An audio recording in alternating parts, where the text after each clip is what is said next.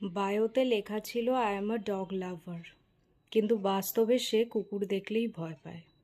এর থেকে কি বোঝা গেল?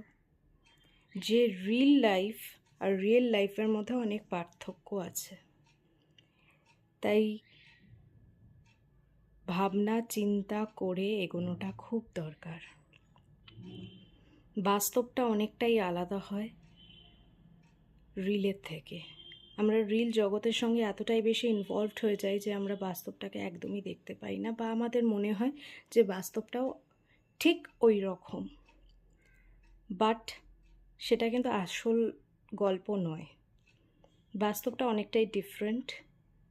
একটা মানুষ যে রিলে একরকম, সে বাস্তবে সেরকম নাও হতে পারে।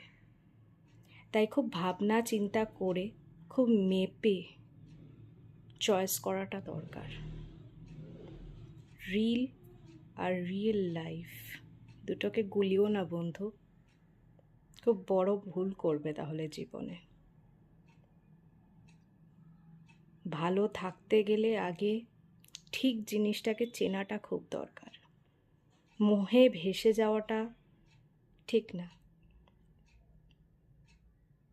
ভালো থাকো সবাই, সুস্থ থাকো, আর ঠিকটাকে চয়েস করতে শেখো। রিল আর রিয়েল লাইফ দুটো কিন্তু একদম আলাদা। আবারও বললাম।